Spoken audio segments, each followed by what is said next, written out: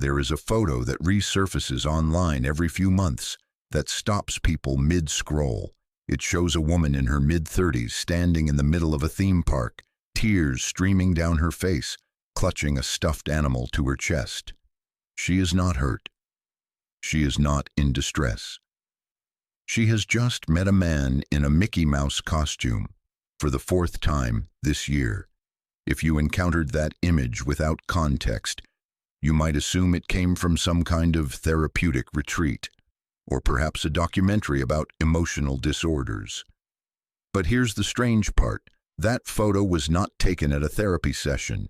It was taken inside Walt Disney World, a theme park, on a Tuesday afternoon in February, while 58,000 other guests walked past her without a second glance. Because to the people around her, this was completely normal. She was not unusual. She was one of millions. Disney adults, adults with no children who visit Disney parks voluntarily, repeatedly, and at significant personal expense, now account for between 60 and 70% of all Disney park visitors globally. That is somewhere between 85 and 105 million adult visits every single year. The average Disney adult spends $11,000 annually on Disney-related experiences, merchandise, and travel. The average visitor to every other major theme park in the United States, Universal, Six Flags, Cedar Fair, SeaWorld, spends $2,000. That gap is not accidental, because Disney did not simply make good movies. Disney spent 70 years engineering a system specifically designed to make adults spend like children and feel completely rational doing it. And the architecture of that system is far stranger than most people realize. To understand how Disney built that system, it is necessary to go back to 1955, when Disneyland opened in Anaheim, California, on July 17, 1955. It was not just the first Disney theme park. It was the first theme park of its kind anywhere in the world, a fully immersive, narrative-driven environment that treated guests not as fairground customers, but as participants in a story.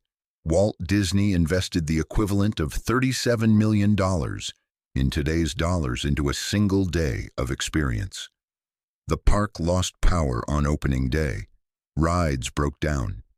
The asphalt on Main Street, USA, was still soft from being poured that morning, and women's heels sank into it as they walked. By almost every operational measure, it was a disaster. But the guests did not remember the broken rides. They remembered how it felt. Letters that arrived at Disney's offices in the weeks following opening day used words like magical, dreamlike, and I felt like a child again, written by adults. Walt Disney had not planned for that reaction, but he studied it carefully, and what he found became the operational blueprint for everything Disney would build for the next 7 decades. The finding was this: children imprint emotionally onto experiences the way they imprint onto people. Repeat a joyful experience enough times during childhood. The same music, the same characters, the same sensory environment, and the brain stops categorizing it as entertainment. It becomes part of identity, part of the story a person tells about who they are. Disney called this internally the reachback effect. The idea that a child who visited Disneyland at age 7 would feel a pull back to that experience for the rest of their life. Not nostalgia in the casual sense, but something closer to a homing instinct. By 1971, when Walt Disney World opened in Orlando, the company had refined this understanding into something systematic. The park was not designed around rides. It was designed around emotional triggers, sequenced, layered, and precisely timed to maximize the depth of imprinting in young visitors. The part of this story most people don't fully understand is what Disney discovered in the late 1980s. The children who had visited Disneyland and Walt Disney World between 1955 and 1975 were now adults. They had disposable income. And the reachback effect was activating exactly as the research had predicted. Adults were returning to Disney parks not with children, but for themselves. In 1987, Disney conducted internal focus groups with adult visitors who had arrived at the park without children. What those groups revealed changed the company's strategy permanently. These adults were not visiting out of habit. They were visiting in response to emotional pain, divorce, job loss, grief, anxiety. In the focus groups, the language was striking. Adult visitors described the park as a place where the world outside didn't exist, where they felt safe, where nothing bad could happen. Disney was not selling entertainment to these adults. It was selling an emotional state that no longer existed anywhere else in their lives. But here's the strange part. That emotional state was not a natural byproduct of the park. It was engineered. The Main Street USA layout funnels guests toward the castle using a technique called forced perspective. The buildings are constructed at 7/8 scale on the ground floor and 5/8 scale on the upper floors, making them appear taller and more dreamlike than they are. The scent of fresh-baked cookies guests notice as they enter the park does not come from a bakery. It is pumped through concealed vents in a system Disney calls smellitizing. The temperature inside Disney's indoor rides is maintained at precisely 68 degrees Fahrenheit, a temperature psychologists associate with alertness without anxiety. None of this is accidental. All of it is documented in Disney's internal operational manuals, several of which have been disclosed in court proceedings and academic research. And by the mid-1990s, Disney had begun weaponizing this engineering specifically toward the adult market. The shift happened in stages. The first stage began in 1993 when Disney introduced the Disney Visa card in partnership with Chase Bank.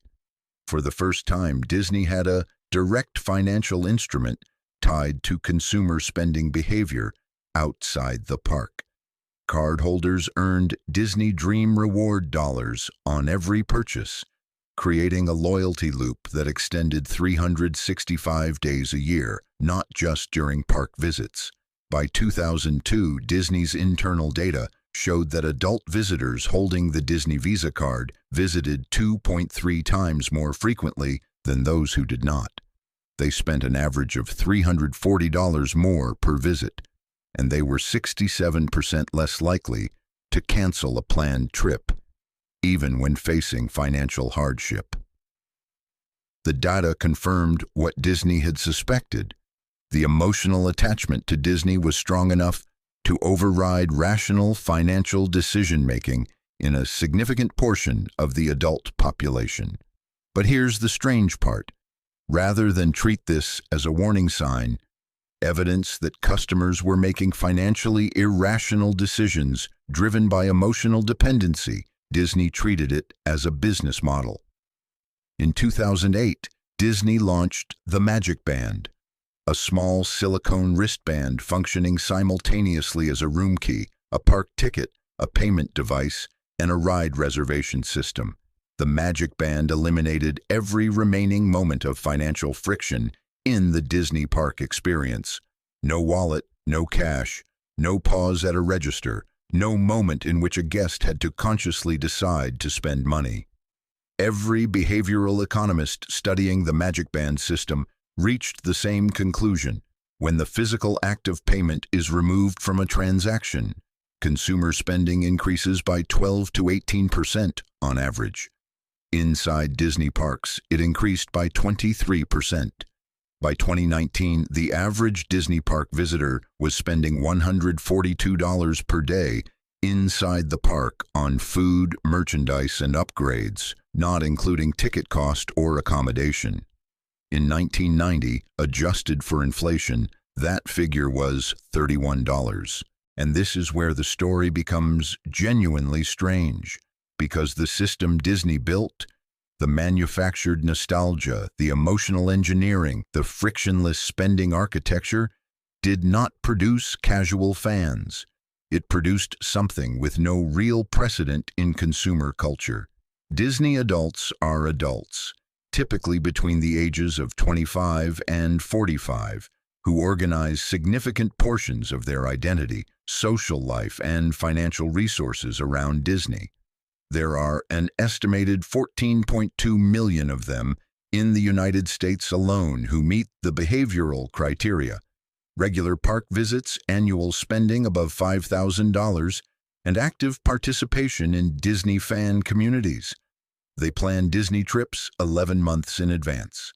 They wake at 7 a.m. to secure dining reservations at specific restaurants inside the park, reservations that open exactly 60 days before the desired date, to the minute. They spend an average of $1,200 on Disney merchandise annually, not including park purchases.